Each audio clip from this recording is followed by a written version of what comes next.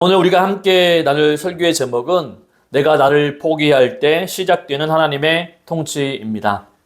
여러분, 이 제목을 처음 들었을 때 어떤 느낌이 드셨습니까? 아마 조금 이상하다는 생각이 드셨을 것입니다. 세상은 우리에게 한 번도 포기하라고 가르친 적이 없기 때문입니다. 우리가 어릴 때부터 늘 들어온 말이 무엇입니까? 절대 포기하지 마라. 끝까지 버텨라. 네 안에 잠재력을 믿고 끝까지 싸워라 라는 말이었습니다. 학교에서도 또한 직장에서도 심지어 TV에 나오는 위인들의 이야기에서도 우리는 언제나 포기하지 않는 사람이 결국 승리한다고 배워왔습니다. 그런데 오늘 말씀은 정반대의 이야기를 하고 있습니다. 내가 나를 포기할 때 비로소 하나님의 통치가 시작된다고 선포하고 있습니다. 도대체 여러분, 나를 포기한다라고 하는 것은 무엇을 의미하는 것일까요? 여러분들 아이들이 수영장에서 처음 수영하는 장면을 떠올리시기 바랍니다. 처음 물에 들어간 아이들은 너무너무 무섭습니다. 물에 빠질까봐, 또한 가라앉힐까봐 온몸에 잔뜩 힘을 주고 팔다리를 마구 휘두릅니다. 살려주세요라고 외치면서 허우적댑니다. 여러분, 그렇게 되면요, 물에 뜨던가요? 아닙니다. 오히려 더 빨리 가라앉게 되어 있습니다. 그러면 수영 선생님이 가장 먼저 뭐라고 외치는 줄 아십니까? 얘야, 힘을 빼라고 하고 말하지 않습니까? 온몸에 힘을 잔뜩 주고 발버둥을 치면 칠수록 몸이 더 무거워져서 물속으로 쑥쑥 가라앉게 되어 있습니다. 물에 뜨는 유일한 방법은 딱 하나입니다. 살겠다고 버둥거리는 내 온몸에 힘을 완전히 빼고 물이라고 하는 넓고 큰 품에 내 몸을 그냥 툭 하고 맡기는 것입니다. 그러면 어떻게 됩니까? 신기하게도 아무렇지도 않은 듯 몸이 스스로 둥둥 떠오르게 됩니다. 여러분, 바로 이것입니다. 나를 포기한다라고 하는 것이 이런 것이죠. 내가 내 힘으로 물에 떠보겠다라고 발버둥 치는 그 고집을 꺾어버리는 것입니다. 내 실력으로 또한 내 노력으로 파도를 이겨보겠다라고 하는 생각에서 손을 놓는 것이죠. 완전히 힘을 빼고 물 위에 누워 있을 때 비로소 물의 부력이 내 몸을 띄워 올리게 되어 있습니다. 내가 내 무능함을 인정하고 힘을 뺄 때에 바로 물의 부력이라는 새로운 힘이 나를 살려내는 것입니다. 이것이 바로 오늘 말씀이 우리에게 선포하는 복음의 말씀입니다. 내가 나를 포기할 때 시작되는 하나님의 통치, 바로 이것입니다. 자, 여러분, 이 힘을 뺀다는 수영의 원리를 이 마음속에 잘 간직하시면서 이제 오늘 우리가 읽은 마태복음 12장의 본문 속으로 함께 들어가 보도록 하겠습니다. 오늘 본문은요, 아주 긴장감 넘치는 상황에서 시작이 됩니다. 본문 바로 앞 14절을 보면 바리새인들이 한자리에 모여서 아주 무서운 음모를 꾸미게 됩니다. 어떻게 하면 예수를 죽일까? 이 당시 사회에서 가장 높은 자리에 앉아있던 이 종교 지도자들이 어떻게 하면 예수를 없애버릴까? 죽이기로 단단히 작정한 것입니다. 정말 절체절명의 위기가 찾아온 것이죠. 여러분이 만약 이런 상황에 놓인 영웅이라면 어떻게 하시겠습니까? 나를 모함하고 죽이려고 하는 원수들이 코앞에 다가왔습니다. 여러분, 보통의 영웅의 이야기라면 이 대목에서 뭔가 엄청난 일이 벌어져야만 합니다. 번개를 내리치게 하시든지 하늘의 천사들을 불러 모으시던지 아니면 압도적인 힘과 능력으로 그 원수들을 완전히 제압해 버려야만 바로 속이 시원하지 않겠습니까? 마치 우리가 좋아하는 슈퍼히어로 영화처럼 말입니다. 우리가 통쾌하게 여기는 승리가 바로 이런 것이죠.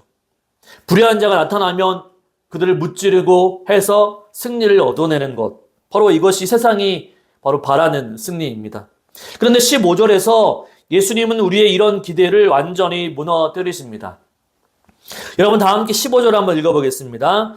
예수께서 아시고 거기를 떠나가시니 많은 사람이 따르는지라 예수께서 그들의 병을 다 고치시고 놀랍게도 예수님은요 자신을 죽이려고 하는 사람들과 싸우려 하지 않으셨습니다. 오히려 그 자리를 조용히 떠나가십니다. 어떻게 보면요 힘없이 도망치는 것 같아 보입니다. 뒷걸음질 치면서 피하시는 것처럼 보입니다. 그런데 더 놀라운 것이 있습니다. 그렇게 피난길을 가시는 도중에도 예수님은요 수많은 병자를 고쳐주시고 16절에서 이렇게 당부하시죠. 자기를 나타내지 말라. 여러분 정말 이상하지 않습니까? 이렇게 엄청난 기적을 베푸셨으면 봐라 내가 이만큼 대단한 하나님의 아들이다. 바리새인들아 너희가 틀렸더라고 온 동네에 소문을 내면서 당당하게 자신을 드러내야 하시는 것 아닙니까? 그런데 예수님은요 오히려 자신을 숨기십니다. 싸우지도 않으시고요. 자신의 능력을 과시하며 상대방을 이겨보려고 하지도 않으십니다. 철저하게 물러나시고 철저하게 힘을 빼십니다. 우리는 예수님의 이런 모습이 너무나도 낯설고 당황스럽습니다. 왜냐하면 우리는 지금까지 물러서면 지는 것이다. 나를 지키지 않으면 나는 당한다라고 하는 세상의 논리 속에서 살아왔기 때문입니다. 누군가 나를 오해하거나 공격하면요, 우리는 즉각적으로 반응해야 합니다. 내 목소리를 높여서라도 내가 옳다는 것을 증명해야 직성이 풀리는 것이 우리의 모습이죠. 여러분들 혹시 그런 적 있지 않습니까? 누군가 나를 억울하게 오해했을 때, 또한 누군가가 나를 무시하는 것 같을 때 가만히 있지 못하고 아니 잠깐만요. 내가 열심히 이렇게 노력했는데 얼마나 열심히 했는지 아십니까? 라고 소리치고 싶었던 경험이 있습니다. 바로 우리는 세상 사람들과 초등학생 아이들도 다 아는 세상의 법칙 안에서 살고 있습니다. 건전지가 닳아서 움직이지 않는 장난감은 어떻게 합니까? 심이 부러져서 글씨가 써지지 않는 몽당 연필은 어떻게 합니까? 여러분 미련 없이 쓰레기통에 버리게 되어 있습니다. 기능이 다하고 쓸모가 없어지면 버리게 되는 것. 바로 그것이 세상의 당연한 이치입니다. 우리는 그 이치를 너무나도 뼛속 깊이 알고 있기 때문에 세상으로부터 아니면 직장으로부터 주변의 사람들로부터 버려지지 않으려고 하루하루 발버둥 치며 살아왔습니다.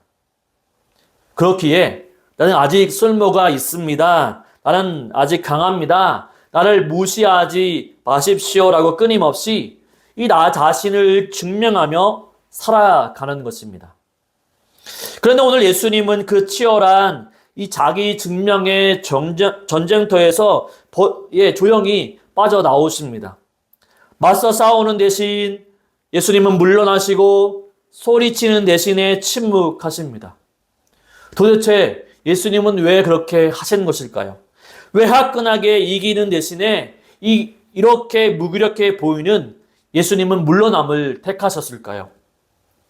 이 예수님의 이해하기 어려운 물러남 속에 얼마나 크고 놀라운 하나님의 구원 계획이 숨겨져 있는지, 그리고 그것이 오늘 지치고 상처받은 우리의 삶에 어떻게 진짜 승리가 되는지 그 복음의 역설을 깊이 살펴보도록 하겠습니다. 14절에서 예수님을 죽이려고 모의했던 바리새인들은 도대체 어떤 사람들이었을까요? 그들도 마찬가지로 태어날 때부터 나쁜 사람들이 아니었습니다. 오히려 당시 유대 사회에서 가장 성실하고 가장 똑똑한 엘리트였으며 누구보다도 종교 생활을 가장 열심히 했던 사람들이었습니다. 그들은요, 일주일에 2번씩 금식하면서 하나님께 기도했고 자신이 버는 돈의 10분의 1을 빠짐없이 구별하여 하나님 앞에 올려드렸습니다. 뿐만 아니라 안식일의 규칙을 목숨까지 지켰던 사람들입니다. 쉽게 말해서 그들은요, 자기 인생이라고 하는 도화지 위에 나의 노력과 나의 성실함이라는 물감으로 가장 완벽하고 화려한 그림을 그려냈던 사람들이었습니다. 그들은요, 자신이 쌓아올린 그 종교적인 노력과 도덕적인 탁월함을 통해서 사회에서 인정받고 사람들에게 존경받으며 스스로의 가치를 증명해 왔습니다. 그런데 그들이 평생을 바쳐 쌓아올린 그 성공의 성 앞에서 오늘날 예수님이라고 하는 분이 나타나셨습니다. 예수님은요, 바리새인들이 목숨처럼 지켜온 이 안식일의 규칙을 어기면서까지 손마른 사람들을 고쳐주셨습니다. 사람들이 손가락질을 하던 죄인들과 함께 식사를 하시면서 그들을 용서해 주셨습니다. 예수님의 이 모든 행동이 바리새인들에게 무엇을 의미하는 것이었을까요? 단순히 규칙 몇 개를 어긴 문제가 아니었습니다. 예수님의 모든 사역은요, 바리새인들 향해서 이렇게 말하는 것과 같습니다. 너희가 평생 동안 땀 흘려 쌓아올린 그런 업적들, 너희가 스스로를 증명하려고 발버둥을 쳤던 그 모든 종교적인 노력들, 그곳으로는 결코 구원을 받을 수가 없다. 너희도 저기 있는 죄인들과 똑같이 불쌍하고 하나님 앞에 무능한 존재들일 뿐이다. 너희들도 똑같이 죄인들이다 라고 예수님은 지적하고 있는 것입니다. 여러분이 바리새인이라고 한다면 이 말씀을 듣고 가만히 있을 수 있겠습니까? 내가 평생을 바쳐 쌓아올린 내 인생의 탑이 완전히 무너지는 순간입니다. 내가 얼마나 가치 있고 쓸모 있는 사람인지 증명하기 위해서 잠도 줄여가면서 먹고 싶은 거 먹지 못하면서 그 모든 것이 한순간에 바로 휴지 조각처럼 여겨지는 것.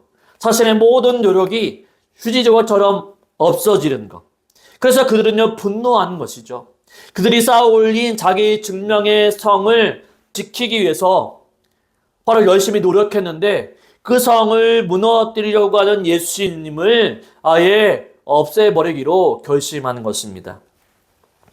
예수님이 사라져야만 내 가치가 유지가 되고 내 노력이 부정당하지 않기 때문입니다. 자, 이제 이 바리새인들의 이야기를 우리 삶의 현장으로 그대로 가져와 보도록 하겠습니다. 우리는 예수님을 죽이려고 모의하지는 않습니다. 하지만 우리는 직장에서, 가정에서, 이 사람들과의 관계 속에서 이 바리새인들과 정확히 똑같은 마음을 우리는 가지고 있습니다. 우리는 어떻게든 남들보다 뒤처지지 않으려고 안간힘을 씁니다. 직장에서 인정받기 위해 밤낮 없이 일하고요. 남들에게 무시당하지 않으려고 내 연봉을, 내 자동차를, 내 자녀의 성적을 은근슬쩍 드러내 보입니다. 우리는 끊임없이 나는 회사에서 꼭 필요한 사람이다. 나는 우리 모임에서 꽤 괜찮은 사람입니다. 라고 하는 것을 증명해내기 위해 내 인생의 에너지를 전부 다 쏟아 붓습니다. 내가 쓸모없는 존재로 판명되는 순간 바로 이 냉혹한 세상에서 가차없이 버려질 것을 온몸으로 느끼기 때문이죠. 그런데 그렇게 열심히 내 자리를 지키고 있었는데 어느 날 직장에서 나보다 훨씬 실력이 뛰어나고 젊고 똑똑한 후배가 들어왔다고 생각해 보십시오. 사람들이 다 그 후배를 칭찬하고 상사도 그 후배만 찾습니다. 갑자기 내 존재감이 희미해졌고 내가 쌓아온 경력이 별것 아닌 것처럼 느껴집니다. 그 순간 우리 마음속에 어떤 감정이 올라오십니까? 아, 참 훌륭한 후배가 들어왔구나, 잘됐다라고 진심으로 기뻐하는 사람이 얼마나 있을까요? 우리는 본능적으로 불안해집니다. 내 생존이 위협받는다고 느껴집니다. 그래서 어떻게 합니까? 속으로는요, 그 후배를 미워하기 시작합니다. 그 후배의 작은 실수를 찾아내어 부풀리고요. 뒤에서는 사람들에게 험담을 하고 어떻게든 그 사람의 가치를 깎아내리려고 합니다. 여러분, 이것이 무엇입니까? 내가 살기 위해서, 내가 자리를 지키기 위해서 타인의 가치를 무너뜨리는 것. 이것이 바로 본문 속 바리새인들이 예수님을 향해 품었던 마음과 정확히 똑같은 솔직한 우리의 마음이죠. 우리는 모두 내 인생의 주인이 되어서 내 힘으로 내 가치를 증명하려고 하는 지독한 병에 걸려 있습니다. 내가 무언가를 열심히 해서 남들보다 더 높은 자리에 올라가는 것을 승리라고 착각합니다. 그래서 누군가 내 자존심을 건드리면요, 우리는요, 참지 못합니다. 오늘 19절에 나오는 말씀처럼 우리는 끊임없이 다투고 큰 소리로 들려며 쉽게 말해서 소리를 외치면서 내가 옳다고 주장하는 거죠. 여러분, 가정에서도 그렇지 않습니까? 부부가 싸울 때 왜 그렇게 목소리가 커지게 될까요? 배우자가 내 헌신을 몰라주고 나를 무능하게 대하는 것 같을 때 우리는 핏대를 세우면서 내가 이 가정을 위해서 얼마나 희생했는지 알아라고 소리치면서 증명하려고 합니다. 내가 이렇게 가치 있는 사람인데 왜 알아주지 않느냐라고 악을 써놓는 거죠. 우리는 겉으로는 아주 멀쩡해 보이고 교양 있는 척하지만 조금만 위기가 닥치면요, 살아남기 위해서 남을 밀쳐내고 일어서려고 하는 이기심을 우리는 가지고 있습니다. 우리가 성경을 보면요, 손가락질했던 그 바리새인들의 모습 속에서 사실은 매일 아침에 거울을 보면서 나를 쳐다보고 있는 나 자신의 진짜 얼굴을 살펴보게 됩니다. 우리는 이 지독한 자기 증명의 굴레에서 스스로 빠져나올 능력이 없습니다. 우리는 아무리 발버둥 쳐도 결국 우리는요, 모두 언젠가는 기능이 다해서 꺾여버릴 바로 상한 갈대이며 기름이 떨어져 꺼져버릴 등불에 불과합니다. 이것이 우리의 철저한 실패이자 변명할 수 없는 절망적인 바로 현실이죠.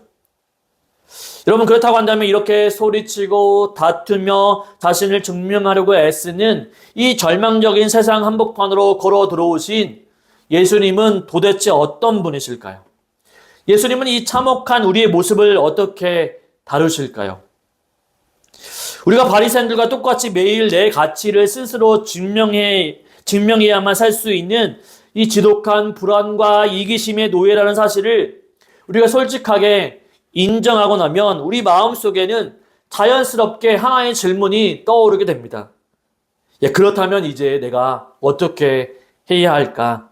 내가 그동안 너무 이기적으로 살아왔으니까 이제부터라도 마음을 고쳐먹고 남을 밀어내지 말아야겠다. 내일부터는 직장에서 미운 후배라도 사랑으로 품어주고, 또한 가정에서는 바로 화내지 말고 꾹 참으면서 넓은 마음으로 살아야겠다. 혹시 지금 이런 결심을 하고 계십니까? 그렇다고 한다면 오늘 말씀의 방향을 완전히 잘못 이해하신 것입니다. 왜냐하면 우리는 그렇게 살 능력 자체가 없기 때문이죠. 이것이 성경이 말하는 인간의 완전한 타락, 곧 철저한 절망입니다. 우리는요, 남을 배려해야 한다는 것을 머리로는 알지만 막상 나에게 생존의 위협을 받고 내 자존심이 짓밟히는 상황이 오면요, 또다시 우리 안에 내면에 있는 본성이 드러나서 남을 깎아내리고 악을 쓰게 됩니다.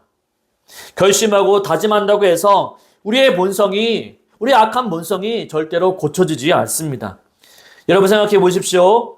작심삼일이라고 하는 말을 왜 우리는 잘 압니까? 새해가 되면 우리는 얼마나 많은 결심을 할까요? 올해는 화를 내지 말아야지. 올해는 남을 시기하지 말아야지.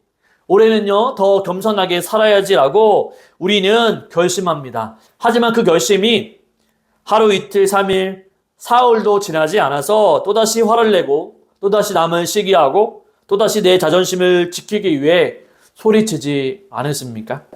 내가 더 노력해서 더 좋은 사람이 되어야지라고 하는 결심조차도 결국은요, 내 힘으로 이 내 도덕적인 가치를 증명해내겠다라고 하는 또 다른 형태의 이 바리새적인 교만에 불과합니다. 여러분, 우리는 안 됩니다. 우리의 힘으로는 이 지독한 이 자기 증명의 굴레를 결코 끊어낼 수 없습니다. 아무리 겉을 화려하게 포장해도 우리는 결국 조그마한 시련 앞에서도 부서지는 연약한 존재들입니다. 그래서 오늘 20절은요, 우리의 이런 모습을 두 가지 아주 선명하고 쉬운 그림으로 보여주고 있습니다.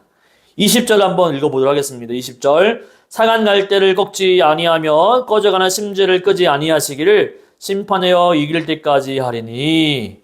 아멘. 이 짧은 구절 안에 우리가 왜 우리 스스로를 구원할 수 없는지, 그리고 반드시 예수님이 필요한지 모두가 들어 있습니다. 먼저 상한 갈대를 생각해 보도록 하겠습니다. 여러분, 갈대는요, 예수님 당시에 피리를 만드는 재료였습니다. 그 갈대로 피리를 만들면 아름다운 음악 소리가 나타났습니다.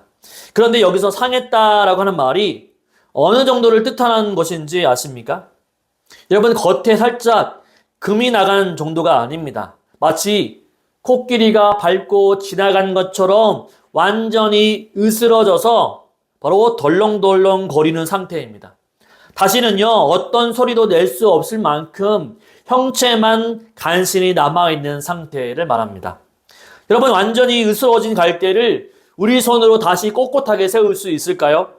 그 덜렁거리는 갈대에 테이프를 붙이고 지리대를 세우고 본드를 바른다고 해서 그 갈대가 다시 아름다운 소리를 내는 바로 피리가 될 수 있겠습니까?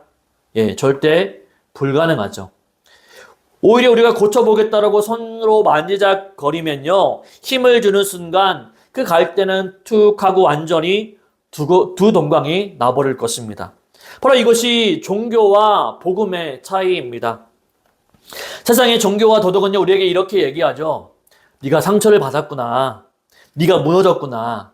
자, 힘을 내라.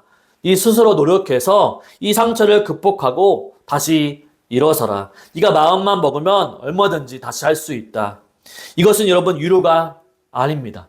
이것은 폭력이죠. 이미 으스러진 갈대에 스스로 일어서라고 다그치는 것은 그 갈대를 완전히 부서뜨리는 것과 같다고 말할 수 있습니다. 그런데 예수님 어떻게 하십니까? 본문을 보십시오. 상한 갈대를 꺾지 아니하시며 라고 말씀합니다. 예수님은요, 완전히 으스러져도 소리도 내지 못하는 우리를 향해서 왜 이렇게 못하냐, 왜 이렇게 무능하냐라고 다그치지 않으십니다. 바로 세상은 바로 기능이 멈춘 상한 갈대를 가차없이 쓰레기통에 버립니다. 하지만 예수님은요, 그 으스러진 갈대를 그저 조용히 아주 부드럽게 바로 예수님의 손으로 감싸 안으십니다. 꺼져가는 심지를 한번 살펴볼까요? 꺼져가는 등불도 마찬가지입니다. 여러분, 등불에 기름이 다 떨어져서 불빛은 사라지고 매캐한 연기만 피어오르는 상태를 한번 생각해 보십시오. 방 안은 밝히지도 못하고 오히려 눈만 맺게 만드는 상태입니다. 여러분, 우리 인생이 이럴 때가 있지 않습니까? 내 안에 에너지가 다 고갈이 되고 주변 사람들에게 좋은 영향력은 바로 잊지 못하고 짜증과 원망이라고 하는 매캐한 염기만 피워내는, 그래서 가족들을 힘들어할 때가 있지 않습니까? 아, 나 요즘 왜 이러지? 나 왜 이렇게 된 걸까라고 하는 생각이 드는 때 말입니다. 세상의 방식이라면 이 매캐한 심지는요, 당장 물을 뿌려 꺼버리고 새 심지로 갈아엎어야만 합니다. 그것이 합리적이고 효율적이죠. 쓸모없는 것은 버리고 새 것으로 바꾸는 것이 바로 세상의 논리입니다. 그런데 예수님은 어떻게 하십니까? 그 매캐한 연기를 당신의 온몸으로 다 받아내시면서 그 작은 불씨를 불어 끄지 않으십니다. 그 연기를 참아내시면서 기다려주시는 거죠. 그럼 어떻게 이런 일이 가능합니까? 세상은요, 효율성을 따지면서 쓸모없는 것을 가차없이 버리는데 예수님은 왜 소리도 못 내는 갈대와 연기만 나는 등불을 버리지 않고 품어 주시는 것일까요? 여기서 우리는 복음의 가장 놀랍고 충격적인 진실과 마주하게 됩니다. 예수님이 상한 갈대인 우리를 꺾지 않으실 수 있는 단 하나의 이유는 우리가 꺾어져야 할 그 자리에서 예수님 자신이 대신 꺾이셨기 때문입니다. 바리새인들의 살해 모의를 피해서 조용히 물러나셨던 예수님은 바로 그 예수님의 걸음은요, 도망치는 걸음이 아니었습니다. 그것은요, 골고다의 언덕 십자가를 향해서 걸어가시는 거룩하고 묵묵한 발걸음이었습니다.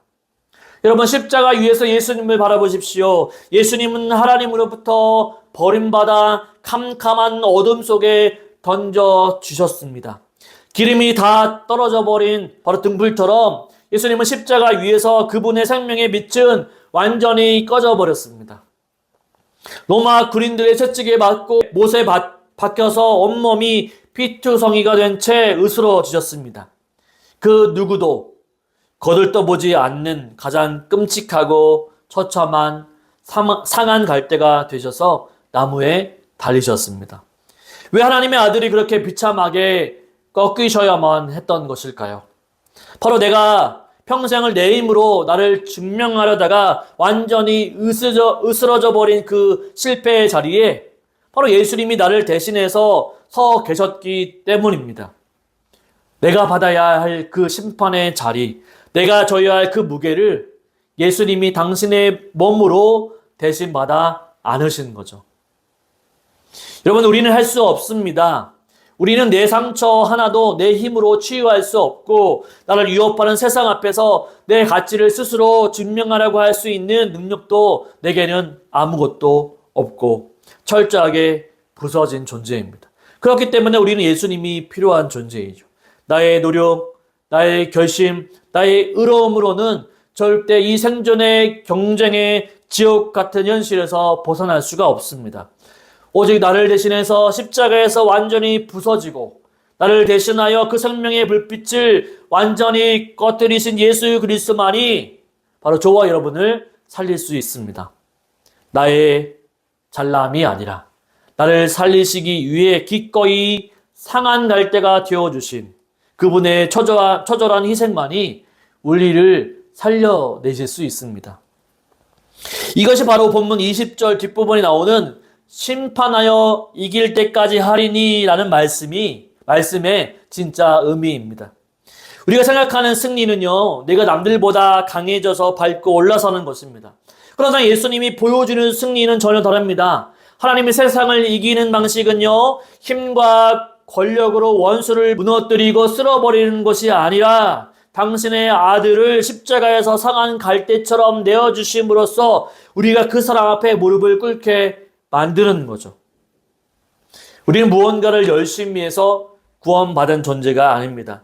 주님, 저는 으스러지는 갈대입니다. 제 힘으로는 어떤 아름다운 소리도 낼 수 없습니다. 제 힘으로는 더 이상 빛을 낼 수 없습니다. 그러니 십자가에서 대신 꺾이신 주님께서 나를 붙들어 주십시오라고 엎드리는 것.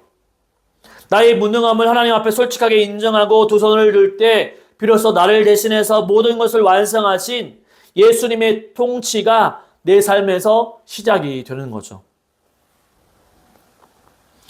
이 사랑하는 성도 여러분, 이제 말씀을 맺겠습니다. 여전히 세상은 우리에게 당신의 쓸모를 보여주세요라고 압박할 것입니다. 그 냉혹한 잣대 앞에서 우리는 또다시 바로 심히 부스러진 몽당 연필처럼 건전지가 다 다른 장난감처럼 버려질까봐 두려워할지도 모릅니다.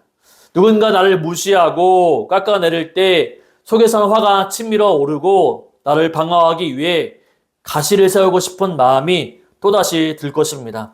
하지만 여러분, 이제 우리는 다르게 살 수 있습니다. 세상이 나를 짓밟으려 할 때 예전처럼 바로 악을 쓰며 나는 아직 쓸모가 있어, 나를 무시하지 마라고 소리치지 않으셔도 됩니다. 내 자존심을 지키고 나를 돋보이게 하려고 누군가를 깎아내리거나 핏대를 세우며 다투지 않으셔도 됩니다. 이 바리새인들처럼 내 노력과 성실함을 무기 삼아 남들보다 내가 더 낫다라고 하는 것을 애써 증명하지 않으셔도 됩니다. 왜냐하면 우리는 이미 예수 그리스도의 십자가 안에서 영원히 버려지지 않는 무한한 가치를 선물로 받았기 때문입니다. 이 가치는요, 내가 무언가를 잘해서 얻어내는 것이 아닙니다. 내 성취나 내 실력으로 쌓아 올린 것이 아닙니다. 철저하게 오직 십자가에서 나를 대신해서 상한 갈대가 되어주신 바로 예수 그리스도의 은혜 때문인 거죠. 나를 살리기 위해 기꺼이 자기의 생명의 불꽃을 꺼뜨리신 그 놀라운 하나님의 사랑 안에서 우리의 가치는요, 이미 완전하고 영원하도록 증명되었습니다. 하나님이 직접 도장을 찍어주신 거죠. 여러분, 오늘 서론에서 말씀드렸던 수영장의 어린 아이를 다시 한번 떠올려 보십시오. 물에 빠지지 않겠다라고 온몸에 잔뜩 힘을 주고 허우적거릴 때 몸은 자꾸만 물속으로 가라앉습니다. 내가 나를 살려보겠다라고 발버둥치는 그 힘이 오히려 나를 가라앉히고 있었던 거죠. 이 생존의 두려움 때문에 나를 증명하려 했던 우리의 과거가 바로 이와 같습니다. 여러분, 이것을 명심하십시오. 여러분, 힘을 뺀다라고 하는 것은 아무것도 하지 않고 그냥 게으르게 사는 것이 아닙니다. 여러분, 힘을 뺀다라고 하는 것은요, 내가 나 자신의 구원자가 될 수 있다고 하는 착각을 내려놓는 거죠. 내 노력으로, 내 도덕으로, 내 종교적인 열심으로 내 가치를 하나님 앞에서 증명해 보이겠다라고 하는 그 깊은 교만함을 내려놓는 것입니다. 지금 이 시간 마음속으로 이렇게 고백할 수 있기를 바랍니다. 주님, 저는 제 힘으로 제 자신을 지킬 수 없는 으스러진 갈대입니다. 제 힘으로는 더 이상 빛을 낼 수 없는 꺼져가는 등불입니다. 그런 이상한 갈대를 꺾지 아니하시는 주님, 나를 위해 대신 꺾으신 주님의 그 못 박히신 두 손에 내 삶을 온전히 맡겨 드립니다. 여러분이 이렇게 나의 철저한 불가능을 고백하고 십자가 앞에 두 손을 들 때 바로 그때 놀라운 일이 시작이 됩니다. 수영장에서 힘을 뺀 아이의 몸이 저절로 떠오르듯이 은혜의 부력이 우리를 뛰어 올리기 시작합니다. 나를 닥달하고 몰아붙이던 세상의 통치가 나를 있는 모습 그대로 품어 안으시는 하나님의 사랑의 통치가 내 삶에 밀려오기 시작하는 거죠.